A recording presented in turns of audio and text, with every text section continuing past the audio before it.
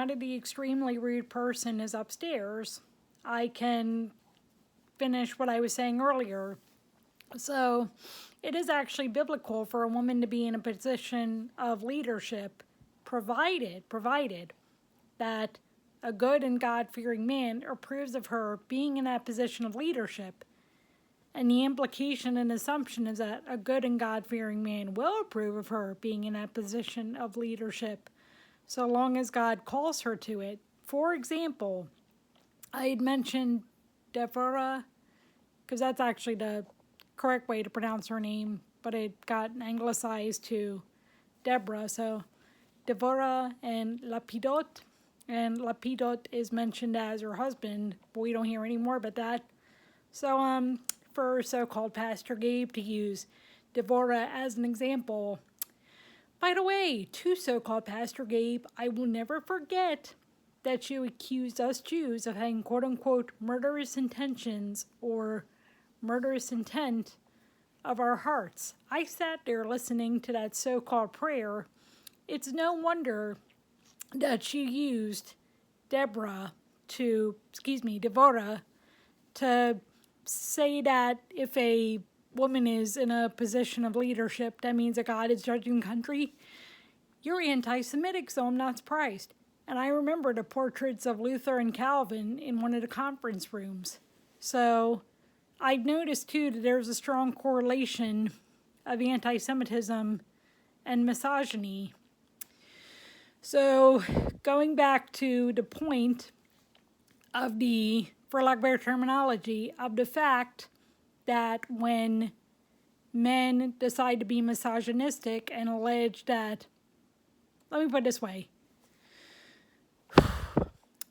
there is a strong correlation between anti-Semitism and misogyny within so-called churches, and it is actually biblical for a woman to be in a position of leadership, and a good and God-fearing man will approve of that woman being in a position of leadership, provided that she's called to that position by God.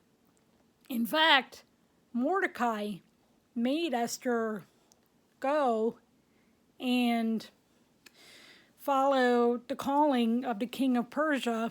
Mordecai could have said, "You're from the tribe of Benjamin. You are not going to be married off to a pagan king. If we have to die, we'll die."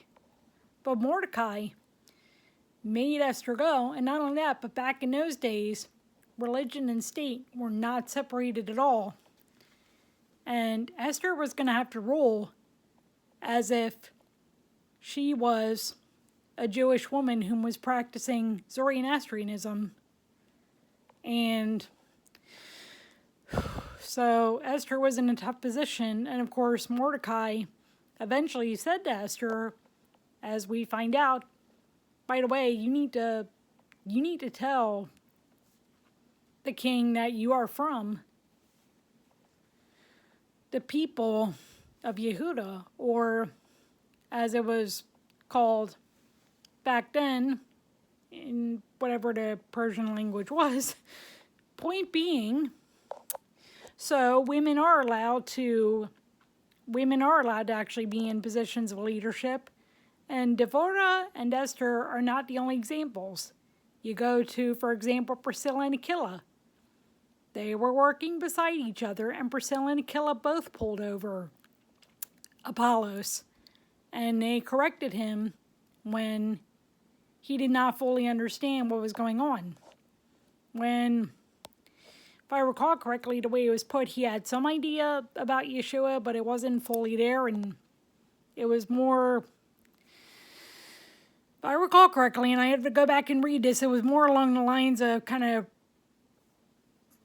Mandaeanism or proto-Mandaeanism, whatever. Apollos knew about some of what had happened, but not the, for lack of a better term, not the full point of Yeshua coming down, dying, and rising. And Priscilla and Aquila had to pull him over and say, hey, this is actually what happened. And so when later let her say, I do not permit a woman to teach over a man, or I do not permit a woman to teach, it's in the same context of you shall not cut yourself for the dead or make tattoo marks for yourself. That's in reference to you shouldn't make cuttings or tattoo marks for the dead or to worship anybody who's pagan. Because later we do read that there will be, it's in Sefer Yeshayahu or the book of Isaiah, and it says that the tattoo will read Li Yehovah, for Yehovah, or belonging to Yehovah.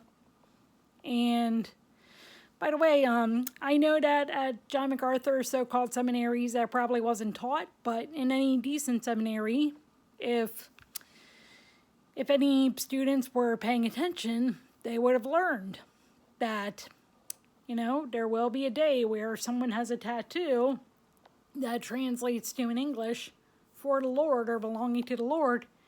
And of course, one could have tattoos. They just couldn't have tattoos for the dead or tattoos for lack of better terminology, any pagan entity. And then also, of course, that women could be in leadership positions. It was, again, that a good and God-fearing man had to approve it. And the assumption is that a good and God-fearing man would approve it if God called her to it.